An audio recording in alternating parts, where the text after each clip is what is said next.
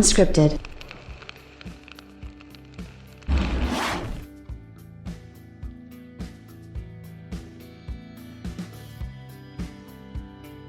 When it comes to the Xbox Series X and even the PlayStation 5, we might be years away yet from fully realizing exactly what these consoles are capable of.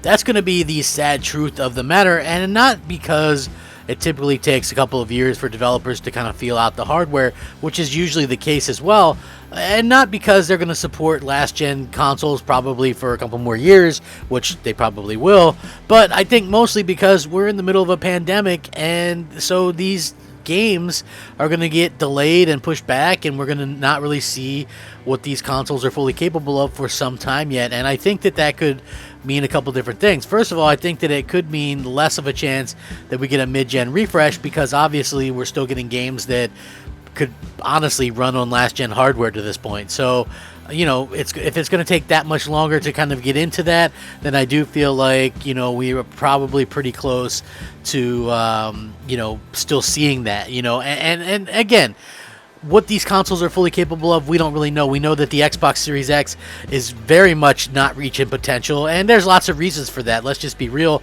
Pandemic, they waited, you know, tools, all this kind of stuff. Honestly, lots of different reasons for this to be sort of a thing. And at the same time, you know, you just kind of like to see the difference and kind of see exactly what's going on between the Xbox and the PlayStation when it comes to what these consoles are doing. So yeah, it's going to be one of those things that a lot of people are talking about. Now, developer is talking about different things about the Xbox Series X, and even touch on the PlayStation 5. Now, this was very interesting when he's talking about the Xbox Series X, because it was something that I quite honestly didn't really think was possible. Like, I know, and I've admitted numerous times, the Xbox Series X in particular is more powerful than the PlayStation 5, particularly on paper, but have we seen any of that yet? That remains to be seen. We haven't really seen, you know, exactly what they're really capable of, but, you know, we're going to get some kind of idea sooner rather than later, and at the same time, when developers speak, you tend to kind of listen. And again, I've always said that the PlayStation 5 and the Xbox Series X would have similar games when it came to multi-plats. It would be, most developers would choose to keep things very close in terms of parity and things like that. But this has me maybe rethinking some of this stuff with the capabilities of the Xbox Series X, and I can't wait to get into this. I know you guys are going to love it, so let's go ahead and talk about it. What's up, everybody? Yeah, party! Crapgamer here with Crapgamer Reviews, back with another video. Thank you so much for checking it out. Please like, share, subscribe. I would appreciate that. If you're looking for a way to help out a rebuilding channel such as my own, the best way to do that is a simple like. It really helps a lot, and it means a lot to me personally. And, you know, if you guys are looking for a way to help out, like I said, that's probably the best way to do it. It really does mean everything to me, and I can't thank you guys enough for the support and the ideas and stuff like that. I appreciate it. You know, and with that being said, shout out to all the old subscribers, new subscribers, and everybody in between. It really does mean a lot to me that you guys support the channel and stuff like that. Now, let's get into this, okay? Because the developer was talking about a little bit of the Xbox Series X, a little bit of the PS5, and it's good news for kind of pretty much everybody involved here. Obviously, though, it's going to be one of those things where we're going to have to wait and see. I thought this was pretty interesting. So, the PlayStation 5 and Xbox Series X have only been out for a few months, but they've already made a huge impact on the industry. Comparisons of power are still ongoing, but is there any significant advantage that one console holds over the other? Well, now Innovina Interactive, which is developing a dystopian adventure titled The Plane Effect, offered responses to the question. When asked about comparisons between the GPU speeds of both consoles, with the PS5 offering 10.28 T-flops versus the Xbox Series X's 12 T-flops, and the impact on development, the duo said, "We don't think there will be much difference between the two consoles at this point." What about the PS5 solid-state drive, which boosts a 5.5 gigabyte per second read bandwidth raw and an 8 to 9 gigabytes per second compressed versus the Xbox Series X 2.4 gigabytes raw and 4.8 gigabytes compressed. When asked about advantages for the former could provide, the developers responded that leveraging the texture streaming technology for this could be one point of advantage for the PlayStation 5. So you have the developers talking about the solid state drive, which a lot of people try to debunk this. Trust me, I own both these consoles. So far, what I've witnessed and experienced with the PlayStation 5 solid state drive is just far and above and away what's going on with the PlayStation, with the Xbox Series X. And I just, that you can't be any more real than that. If you own both, then you know what I'm talking about. Also, a lot of people will bring up quick resume and, oh, well, the PlayStation 5 doesn't have quick resume. PlayStation 5 will cold boot a game faster than the Xbox Series X will do a quick resume. So, again, it kind of renders that point a little bit moot.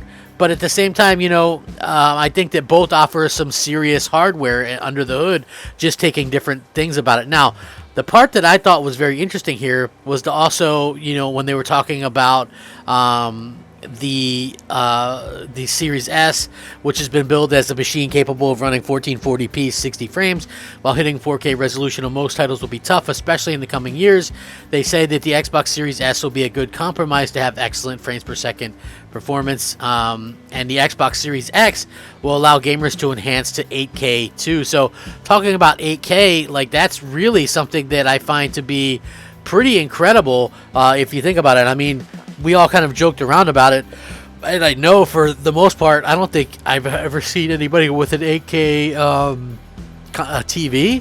But, yeah, it's very interesting to see this kind of stuff happen, and very interesting to see this sort of talk when it comes to, like, 8K. Like, again, I don't even think we're in the saturation stage of 4K. I think that still 1080p is the de facto type of situation here. But, what are we going to be able to get from this? What are we going to be able to, see from this? I don't really know. Like, does 8K really matter? I mean, I think it's a cool little buzzword and stuff like that, and I think that Microsoft will probably take advantage of that. But, at the end of the day, I do find that to be very interesting that they're talking about this. They're talking about the, the 8K stuff, and it's something that I just find to be incredibly fascinating, just because, we went through all this stuff with 4K. And also, I also want to mention that, it's just one of those things that, are we even, like, are they talking native 8K? Are they talking 8K output? Because I think that as we get more into the DLSS stuff and the machine learning, probably by next year sometime on both the Xbox Series X and the PS5, that the native resolution stuff kind of goes out the window to begin with. And that's where I personally stand on this stuff. I would much rather 1440p native with DLSS that gets you a 4K looking picture where you're able to do ray tracing and 60 frames or more. I would much rather do that, or 1080p 120 frames with DLSS, something along those lines. I would much rather have that than, a situation where we see, native 4K and things like that. So I do honestly hope that we see some of that kind of those things before too long. And again, I do think that what we're seeing from both Microsoft and Sony in terms of their performances and stuff are really cool. Like, I'm not going to knock one over the other. It's a clear fact that the Xbox Series X has more power, quote unquote, but is this something that's going to be, really relevant, long term? Is this going to be something that they're really going to be able to showcase? And if so, when are they going to be able to showcase it? I think that that's going to be something that's going to be a bit of a difference there when we look back at this stuff. So yeah, very interesting to say the least, and definitely something to kind of keep an eye on. As we're all kind of fans of gaming, or fans of technology. It's going to be very interesting to see where this all kind of evens out and where this kind of ends up playing off of each other. So I would really appreciate everybody that kind of checks out the video. If you would please like the video as well, and share it out, tell your friends, all that kind of great stuff. That's really important. There's no channel without you guys, so please, if you can, just do that. And you can also subscribe and tell your friends, and hit the bell so you're notified of all the content as soon as it drops.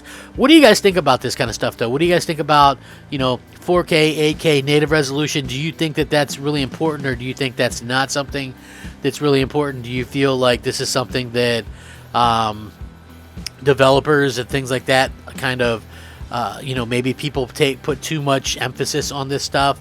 I would really appreciate you guys with any kind of feedback and things like that. It's very interesting to see how everybody kind of reacts differently to this stuff. Maybe what's important to one person isn't important to the other, and just kind of getting everybody's ideas, I think, is crucial to kind of where we go as gamers and things like that. So if you guys wouldn't mind, let me know what you think. You can sound off, rate, comment, subscribe. You can, you know, hit me up on Twitter. You can hit me up on Xbox Live. You can hit me up on PSN. And I do respond to everybody, so just know that it may take a little bit, but eventually I'm going to get back to you. And, you know, I love just touching base with you guys and being able to, you know, kind of just talk video games. It's fun. So I'm having a good time with that. Thank you guys for watching another one of my videos. Rack 'em up. Game on, my friends. Game on. Crapgamer out. Unscripted.